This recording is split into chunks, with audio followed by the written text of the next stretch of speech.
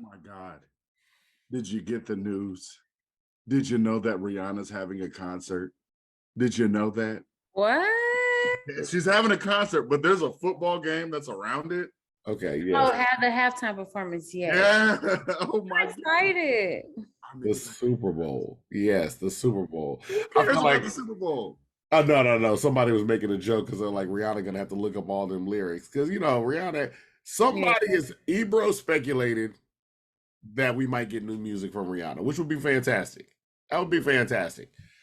It might. You never know. Maybe she'll drop a surprise album right before the game. Who knows? Right after, that's when you do it. You drop the mic or you grab, hey, my album's available right now or at midnight. That's how you do it. Sometimes you want to do it earlier. I mean, we were at a concert by one Travis Scott who was like, I'm gonna drop this music right after the concert. We ain't heard that music yet. So, Come on, man. Extenuating circumstances. I'm not saying that's going to happen at the Super Bowl, but I'm just saying sometimes you want to get that music out. Sometimes you want to get that music out. Sometimes you do. Just like Jay-Z wanted to get that music out so bad that for the Annie sample, he lied. He told the people that owned the Annie sample that, what was it? He told them that it was he was a little girl writing something about Annie. And that's how he got the sample clearance. He posed. He didn't say I'm a rapper trying to use it. First off, I mean, you got to. Yeah, honestly, I'm glad we know that because I just don't see the Annie people being like, yeah, let's turn A Hard Knock Life into a crack story. Like I don't see them doing that. So sometimes you just gotta, Here's what I do know. I bet they might have been upset at first until that first check rolled in, and they was like, you know what? Never mind. Yeah, put them on the map, man. Never mind. Did they use Jay-Z's version on the new Annie? I gotta look that up. I gotta look that up. I don't think so. I doubt it. I don't think so. I know it was all new music, and I feel like we didn't listen to it enough. But you know what I'm saying? It's a new Annie. Got that. I didn't even realize there wasn't new. That's the one with Jamie Foxx? Jamie Foxx and Quvenzhané. I don't know her last name. Man, didn't see that at all. That's terrible. I honestly don't remember it. I think I did see it. Wow, we got to start supporting our Black folks more on our end because you did what you needed to do. But that's the thing, because Jay-Z, he helped out Annie because he's black and ugly as ever. However, I stay Houston down to my socks. Put the camera on me. It's got to go on me. I'm doing it. I'm doing it. I'm a little under the weather. You got to let me. You got to give me. Sorry, the weather needs to be up because I'm black and ugly as ever. However, I stay Houston down to the socks. Oh no, it's them again. Oh yes, it's them again. It's them boys from In My Humble Opinion. It's In My Humble Opinion podcast. It's still not on me, but it's In My Humble Opinion podcast. And it's on you right now. All right, hey, if that's what you're saying. It's In My Humble Opinion podcast, and this is what we're doing today. All right, thank you. We're back. It's another good day. All right, I want to thank everybody for tuning in, or if you're watching us on the YouTube, thank you. Like, share, and subscribe if you want to be a part of the Humble Hive. Also, if you are listening to us, where we're at everywhere. Once again, I'm your host. I'm Avery, like a very nice guy. That's AVERI. That's THEE_AVERI. I'm also Vince McVance. I mean, your favorite artist. It's me. And my brother over there, Just Devon, the greatest writer this side of the Mississippi. You let me love you. Shut up. You let me love you. I don't know what that means. I feel a little under the weather. We was at that Big Cuz event. It was very smoky. I love it. I like the Big Cuz event. I love them all the time. I really like that one where it was outside. You know what I'm saying? It was like, oh, you get to feel the air, feel the breeze. I'm not gonna lie. We walked upstairs. I was like, all right, I got about 20 more minutes of this, and then I got to step outside and get some air. But we saw a wonderful performance by Cal Wayne. We saw Propane. We saw Sunny. If you get a chance, Generator Baby, big shout out to Generator Baby. Oh yeah, and if you get a chance to go to one of them, you definitely should. Just know if you're from the South Side, it's a drive. You know what I'm saying? It's a North Side event a lot of times, and it's a drive. It's a drive. That was a hell of a drive. It was too long of a drive, but sometimes good things, sometimes you gotta wait for them. You know, sometimes you do have to wait for them. And in our research, we've been actually really wanting to interview this person for a while. I've watched a lot of her interviews, so I will get this one out the way. Yes, nigga, she is breathtakingly vivacious, and she knows it. She's fine. She'll hold you a nigga for ransom. Also, she's the definition of definition with a hustler's mentality, a graduate from Stephen F. Austin with a degree in sound recording technology and self-funding her career to get to the position that she is in. Loving music from the age of 5 to joining a girl group briefly to going solo. But I don't want to reveal too much. I mean, we have a podcast here. We do want her to talk about a lot of this. So to be honest, we met her at a Loud Music press junket. You could tell right off the bat she was cool. She was genuine, down to earth. And then we saw her at the first Big Cuz mixer. It was funny. I remember that she approached us and she was like, "Hey, I seen you guys." And she was like, "Where I know you guys from?" We was like, "We literally met at the press junket." And she was like, "Oh yeah, I went to your podcast." And she's like, "Oh, I gotta perform right quick." She goes up there, "Hey, how y'all doing?" Then down, if you've been to a Big Cuz mixer, bunch of rappers. She comes out there, "How y'all doing? What's going on?" She says the hook. Then she starts singing. I'm talking about singing. Controlled the crowd of niggas. I mean, we was deep up in there, niggas. Controlled the crowd. Okay, she's has the beautiful ones streaming in your phone right now. The R&B boss, Mo City's own Alexis Finley, ladies and gentlemen. Alexis Finley. It's true. Hey, man, that intro was everything, okay? You ain't leave nothing out except for who my parents are. We're gonna talk about them too. We're gonna talk about a little bit of everybody. All right. We're gonna talk about a little bit of everything, going all the way back to the beginning. Like he mentioned, you've been into music since the age of 5. And you come from a musical background. Like this was already like, talk about just at 5 years old, you're like, yo, I really want to sing. Well, honestly, my mom said I used to kind of hum in my sleep when I was a baby and like shake my foot. That's what she claimed I used to do. So I want to say it was just from birth, but growing up, my mom, she didn't really like sing, but she can like hold some notes. But that didn't stop her from singing. Like we used to dance to the Temptations and like use the remote controls as like microphones. I sang in Vacation Bible School, sang in the choir at church. When I was 5 years old, I remember Deborah Cox came out with "Nobody's Supposed to Be Here." And so that was like my favorite song. And that's when like my extended family was like, wait, she can kind of like sing, you know? So I went to Dallas one day. My dad's side of the family is from Dallas. And my Aunt Princess, she purchased the CD for me. And she's like, "Alexis, look what I got." I was like, "Oh, I'm so excited, so excited." So she played it and I sang it in front of my Dallas fam. And yeah, from then on, just choir, writing music on the playground.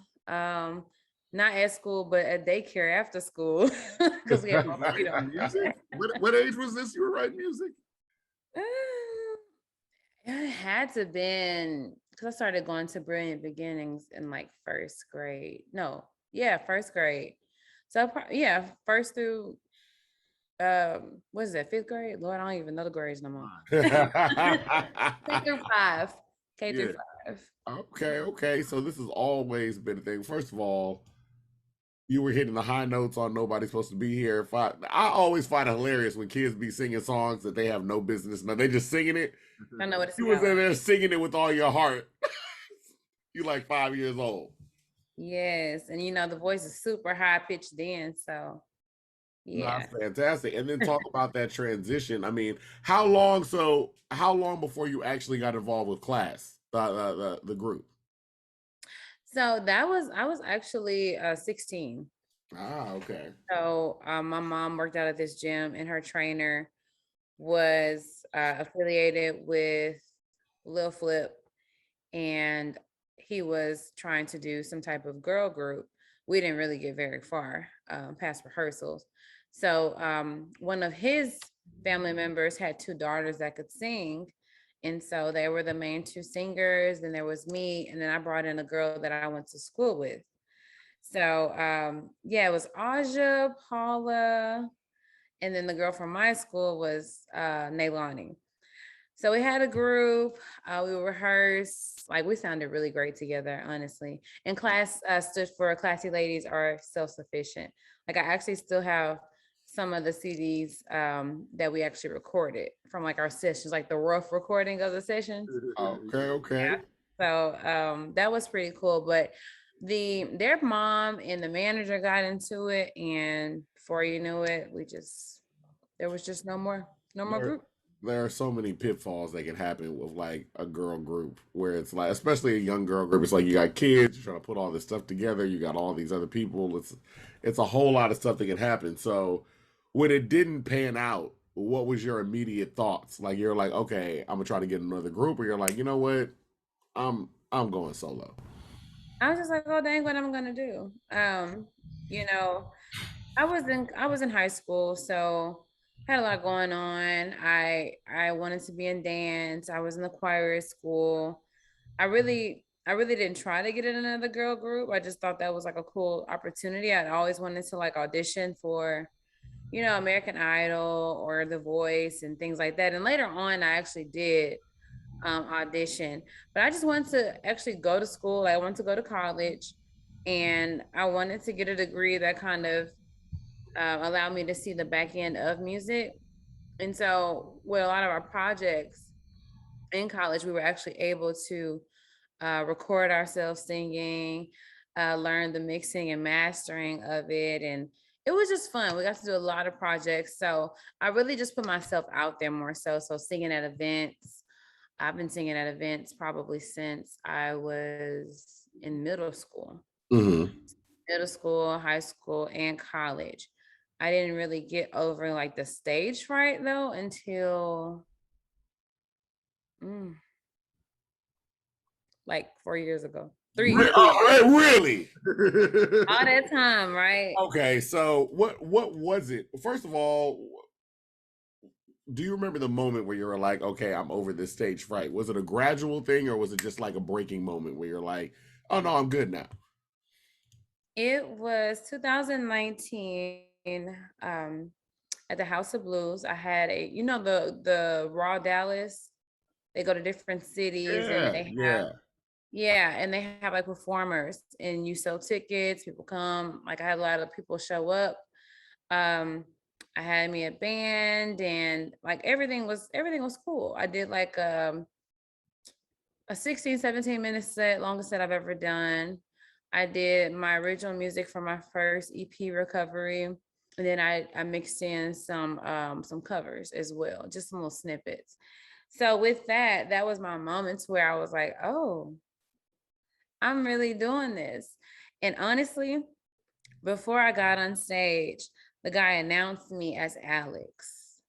And it pissed me off Ah. because it pissed me off. So because I was pissed off, it took away from me actually being nervous. So the anger I helps you kinda push feel through. it. Yeah. And now I don't have to be angry. But that helped me in that moment. I had a good time and man, the sound engineers were A1. They had the reverb and the delay. Like it was just a good moment. And at that moment I was like, okay, this is cool. Like this is like I'm comfortable. I'm comfortable. And that crowd might have been like maybe like 400 people. Mm. And that's with me just having like one EP. So that was great exposure, a great start to what we see as a beautiful thing now. Now, the stage is my getaway, you know. Ah. It's my moment. I just get locked in. Like it started as a place of fear, but then ended up being a safe haven. No, that's So excellent. That's excellent. yeah, it's just there's one thing to love to sing and to love music, but it's another thing to actually be a performer.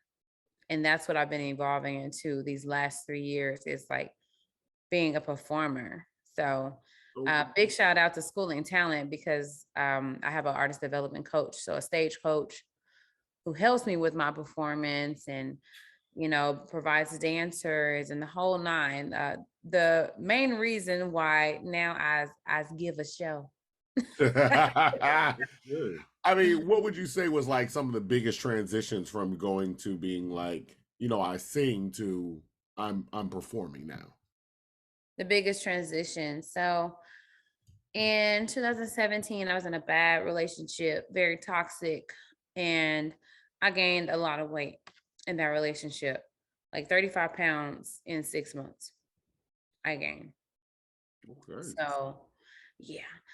After that relationship, I decided to go in on everything that I felt like I could have robbed myself of, everything that I could have lost. So that came with health, mentally, and as far as my artistry, actually taking vocal lessons. I had another artist development coach who was one of my producers that helped me out, and he more so fine-tuned me in the recording realm and helped me see things as a different artist because he was a musician as well. He didn't fool with the dancing side, but he helped develop me and told me what I need to do to put out music, how to copyright it, just the business to it. Even though I learned this in school, it was good to get a refresher on it because we don't remember everything that we learned in school. So that was a big transition period for me. I kind of got to where I wanted to be physically, like as far as my body, within like 10 months. So it was slow and steady and a consistent race. And, I'm still consistent with it to this day. As far as vocal lessons, it kind of taught me, it helped me learn my voice, actually. Get to know my voice, what I can't do, what I'm afraid of. I had this big fear of messing up. And that used to hinder my vocal creativity. So I've had did I answer your question? Yeah. Okay. No, because I said, you talk about getting over fear, getting over the past relationships, because, like my brother said, when we saw you at Because, you were definitely not afraid. Smoke. When we see you online, I see you always, you give out a lot of empowering advice. I see you talking to other women where I saw a great interview you did with, the young lady, I don't know her full name. It's Thick Fit is her Instagram name, where she's talking about her fitness journey, and you were talking to her about that, and it's like you give a lot of empowering stuff. Was this just happening over time? Was it that relationship where you were like, you know what, I'm I'm I'm flipping this all around, or was it a gradual thing as well? So in 2017, that's when I decided to bet on me, be consistent with myself and everything that I wanted to do. But to be who I am sitting in front of you today, that did take time. I had to evolve as a woman. Once I got to know myself, I also realized that I was a better performer as well. When you're confident in who you are and you know what you have to offer to the world, it's just like you're not in competition with anybody. And people say this all the time. They're in competition with themselves, but that's really true. Like, I just try to beat me. I just try to just keep leveling up, leveling up, leveling up. Like, I never want to stay in the same place. I'm not a complacent person at all. And that's like in all areas of my life. Finances, relationships, friends, like all of that. All of that. So yeah, great things do take time. But it takes consistency too, to see that consistent progress. And I've had my moments to where I'm just like, okay, why is this taking so longer? Why am I not here already? But my journey is my journey. You know, um, God rewards us with the desires of our heart. And so as long as we do our part, and I make sure I do my part, then I feel like I will get the desires of my heart. That's fantastic. Positive. That's positive. So like, you've done this, you're continuing on your journey, but what got you to getting to your first record, The Beautiful Ones? So Beautiful Ones was my first album. I had 2 EPs prior that I had released, but the Beautiful Ones was just literally beautiful. So I had just moved back to Houston, and about 2 years ago, from October, I purchased a home. I was able to work from home and keep my same job at that time.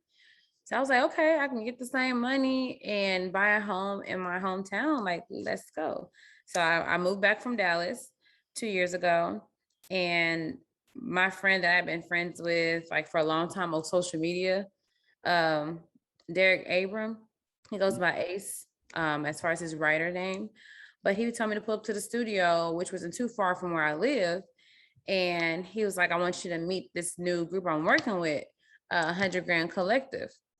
So I went in there, I listened to some music that they had. And these are people who, have worked with people that were charting, like, Beyonce, 50 Cent, Taylor Swift, Bruno Mars, Rihanna. So all these big names. And I'm referring to Labbox. And then I also met Joel Love, the writer, one of my go-to writers. He's like literally on every track that I have. So got to hear their accolades. They played some music for me, and I was like, that's what I'm missing. So it's not that my production wasn't good in the past, but it wasn't competing with what we were hearing on the radio. So it's just different levels to it. So I heard that level at which I needed. I was like, I need that. Like, that's what I need. Yeah. And I settled into my home, got everything furnished, got my mind right. Cause moving is hard period, but moving to another city is even harder. So I want to say in April of 2021, I got in the studio with them. So it took me about 4 months to take action on them telling me to shop with them, right? Because I was trying to work on some other stuff musically, but I was just like, let me just go shop with them. Like, it's 9 minutes from the house, so that's even not. So we went down the logistics, the pricing, and everything. I was like, okay, I could do that.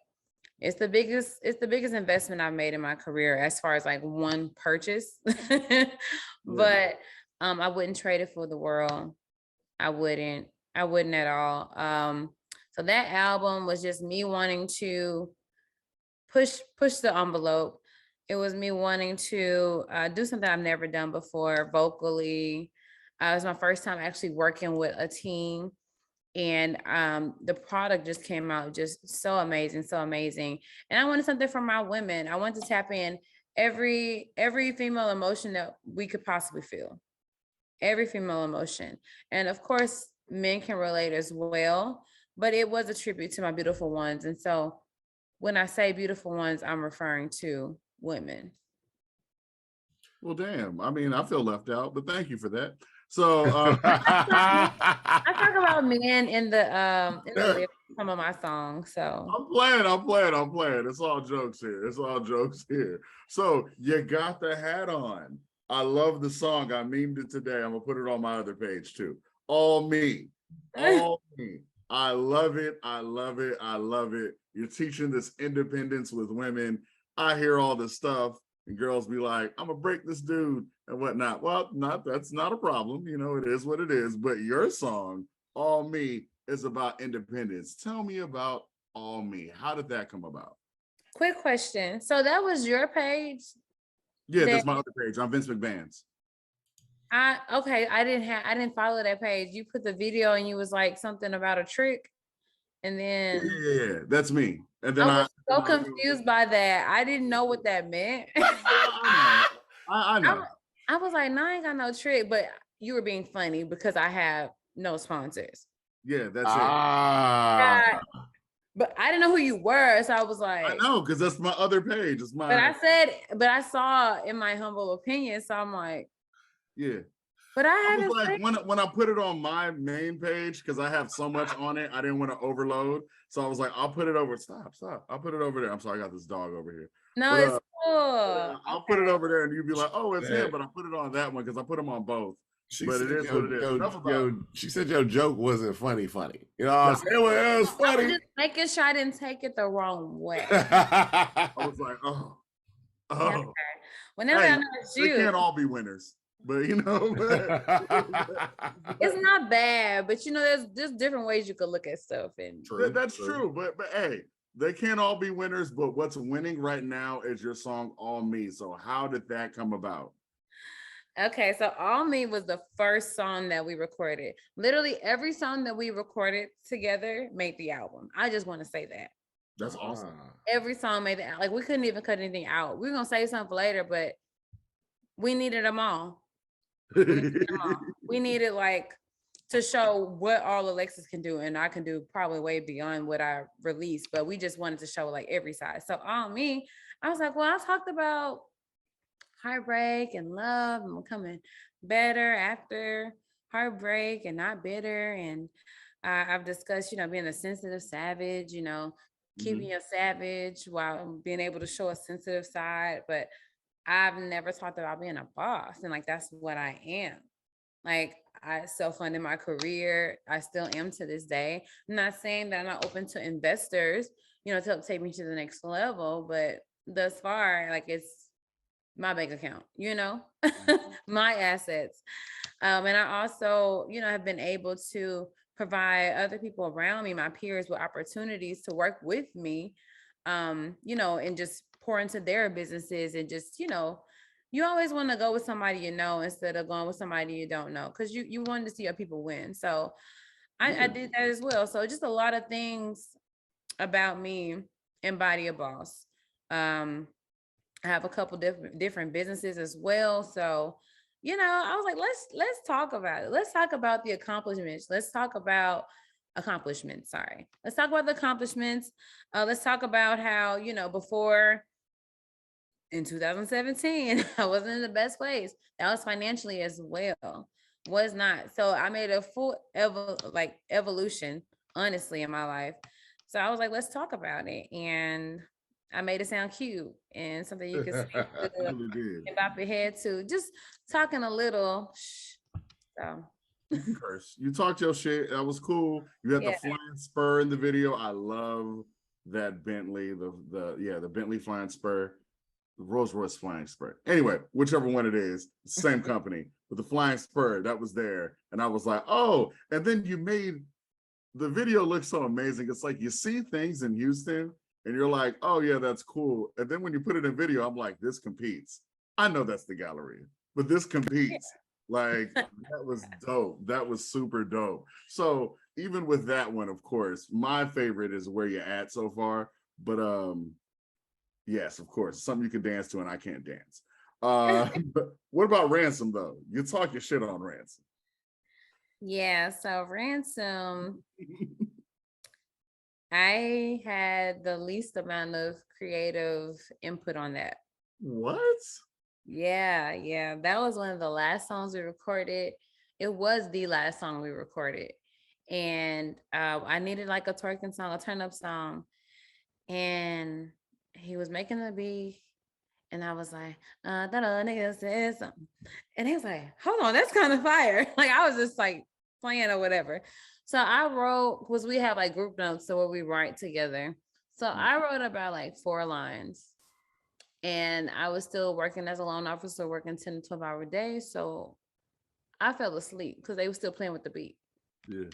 So Lab, most likely, and Joe, they in there writing. So when I wake up, I have like 1.5 verse and like choruses. Like a hook. Yo. I was like, wait. But it happened though. That's what's cool. Yeah, well, Ransom is fun, but it is given this the energy it needs to give, and I think it does fit me. That's the beautiful thing about working with a team over time they get to know you. I mean, for us to even have like All Me But Yeah first single that we ever even recorded, and it, you know, it was so successful, for it to be so successful, and I'm pretty sure it's not ending now. No. It's just a testament to energy and vibe, and when people are supposed to be connected, they will be connected. And to think about that versus Ransom, they feel comfortable enough to write that song, because the things I mentioned in those lyrics is not really my normal vibe of a song, but I do have a little, little ratchet side to me that I don't really show. So it allows me to tap in. So it's great that they know me now well enough to be like, okay, she'll say that. She won't say that, but she'll say that. Yeah, we can go this far. So that's positive. But you mentioned earlier, of course, we're loan officer, we're gonna get there, but when it comes to your time, actually I mentioned earlier, when it comes to your time in college, you went for audio. Like, how does your audio background, how do you think that helps you when it comes to recording music? Well, now that I kind of working with gurus, I really don't have to say certain things, but I'm able to hear kind of what needs to be done. I may not always know how to do it because, if you don't use it, you lose it. And I haven't been honing in on that skill. I've been kind of more focused on being like a vocalist, an artist, because that window is way shorter than being an engineer, right? But it helps me understand a lot of things. I did live sound actually for like 5 years at a church. Oh, So, I know about ringing out the room and just, hey, if I know if like there's too much treble or like the too many highs, too many lows, like I can hear stuff like that. that's positive.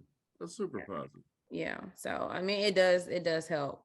And recording it was a struggle for me.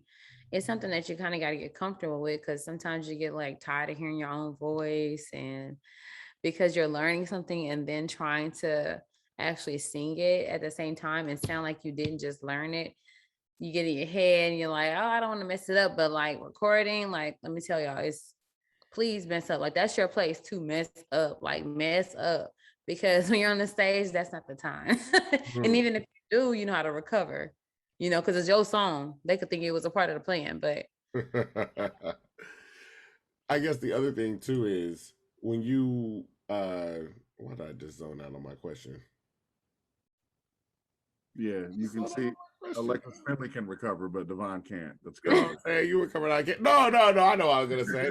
Yo, coming back to Houston, because you made an active choice to come. I mean, you was in Dallas, you came back to Houston, and I'll jump ahead because we do a podcast. We focus on Houston artists, and I will say over the last 5-6 years, I feel like it's changing. What are some of the changes you're seeing in the city, and what kind of kept you here in Houston?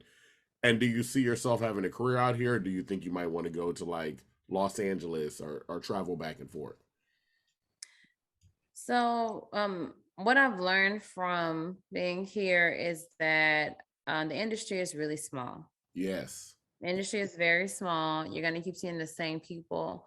At first, it was a little overwhelming for me to feel like I am who I am, but nobody knows about it yet, and I still have levels to go with that, right? Yeah. But it was cool because I got to keep seeing people, being consistent, showing up to the same places where the same people are. And I kept getting the opportunity to impress people as well.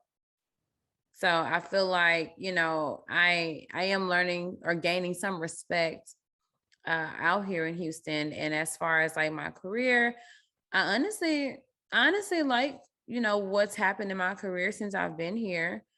Got a lot of great relationships built out here, a lot of great relationships that I've been able to nurture. I've gotten opportunities. I mean, even to open up for Chris Brown, to even get the opportunity, even though it didn't happen, speaks volumes, to be on that ticket. So, and then I actually performed for the R&B Summer Fest. So I'm doing a lot of big things. And honestly, it's all about relationships. So In 2021, I spent a lot of money on my last EP. I also spent money to push, On Me, because that's when that released. And then 2022, I did spend some bread, but not as much as 2021. So I felt like whatever I did in 2021, it kind of set me up for where I am now, right? So it's not all about money, but once you show people that you are serious about your craft and your career and that you're able to go the extra mile, then you start getting freebies. Like of course you have to pay to be on the ticket for the Chris Brown show, but me actually being considered, I didn't have to pay for that relationship. That was a relationship I had. And they said, hey, she dope, put her on. And it's hella people here in Houston that's been out here on the scene as an artist. And at that time, I had only been back for a year, So it's like everybody's probably like, oh, who's this girl? But they're getting to know me, and I love it. Yeah, absolutely. I love it. You gotta pay what you weigh. You spend your money, show people what it is. But that's the good thing about being in the music industry. You just got to show people, and you've been impressing people for a while. So my hat goes off to you for that one too. Is when Chris Brown comes back though, you think you're gonna be in the running too? It depends on who the host and DJ is, honestly. Chris Brown. If you're watching this, you're probably not. But Chris Brown, you need Alexis Finely. She knows exactly what to do. She can sing and dance at the same time. That's hard. That's hard. Difficult, very difficult. I can't do either. So I can't do either. Tell us about now that you've got this album out and this Beautiful Ones, what are you guys working on now as a team? Are you guys just pushing this right now? Or are you starting to develop more music for release? So I have been open to doing features. I've done a couple features, working on putting some of those out that I was working on prior to Beautiful Ones. As far as new features, we have some inquiries, but no buttons have been pressed on that yet. We've really been focused on just pushing what we have, which we have a lot. We have a lot. We should be pushing out the Where You At video. That was honestly recorded almost a year ago, but we just had some issues with the editing. But we should be good now. So we're going to be doing that, shooting some more videos, because I have a lot of videos to my old music. So I need them visuals for my new improved sound. I need all of that. So Risk needs a video. The Beautiful Ones need a video. I mean, you have 10 tracks, and that's what's dope about it, because you didn't overload us. It was supposed to be an EP, but it went over the little minute thing. Oh, snap. So we were like, okay, well, first album. Literally, no, for real. But dang, what was I saying? I forgot. Oh, yes. So that and doing some college performances. There's definitely a open lane there. And hopefully doing some touring. So just more of getting me out there, getting me paid shows, things like that. Yeah. Because people forget there's a lot of that grind up is a lot of, paying to get on, moving here. It's a lot of connections, and you got to work your way up to get the exactly shows. Yeah. Exactly. That takes a lot. Yeah. And I understand. You don't know the audience all the time. Like I said, you might wind up at a show and it's like, oh, this is all rappers. Y'all called me on, this is all rappers, or this is it. So it's a lot doing a live show. And we say this all the time on the show. Singers got to put a lot more, and rappers, don't get offense, even though y'all will and y'all listen. Singers got to put a lot more into their show than rappers. I'm sorry. Hell yeah. And that goes from the smallest to the largest. I said anybody that has gone and seen a Jay-Z and Beyonce show knows Beyonce put in more work onto her show than her husband. I'm sorry. And we're day one Jay-Z fans. I'm a huge Jay-Z fan, but Jay-Z got off the couch and hopped on stage, and Beyonce has been practicing for months to get all this together. And Jay-Z's like, and you're like, all right, cool, that's it. So Yeah, like yeah, in a certain way, stand behind the okay. that's it. Improvisation, like And for rappers, I'm like, yo, that's cool, but the amount of work that has to go into like being a singer, it's just more. Like, I'm not gonna say infinitely more, it's just more. There's no getting around it. There's no just, yo, I'm gonna just walk up on stage and everything's ready. Everything's got to be planned out in advance, as opposed to, yo, just hand me the mic, I'm gonna go off, I got a 16, you know? yeah, it's not the same. It's not the same now. You should be ready on the fly, but honestly, like the environment matters. If you've been drinking matters, if you're in a smoky environment, that matters. Oh yeah. Babe, it's a lot that goes into it. Even of course, off the stage. That's where all the work is. Oh yeah. Off the stage. The stage is they pass by that fast. Now, also, when you talk about the business, because like I said, we know you have businesses, you work in business, and I feel like you've transferred a lot of that knowledge over to your career, especially in terms of marketing. We've been seeing you a lot more, especially recently, on these doing collaborations with local comedians and local artists and things like that on social media. What was the thought process behind developing this new marketing? Honestly, it was more so of just showing my personality. And so whatever fit with that was cool, nothing too out of there, but like a guy I was doing skits with, most likely he's one of my producers on Beautiful One's album. So he co-produced on some records, wrote on some records as well. So he was doing that for his page and his growth, and just brought me in, and I feel like it'd be a good look for both of us so people can see different sides to me, because reels are ruling the social media platforms now, the reels, TikToks, like that's just like what it is. So yeah, I'm kind of open to doing new things and things that are kind of still true to me but new to other people. Yeah Because a lot of times people see the put together Alexis, sweet, genuine, that's it. But I can be really goofy. I can get you together if I need to. Just a lot of different things. And like, oh yeah. Yeah, it's just a lot of sides that people should see. Like, I'm actually kind of funny, so.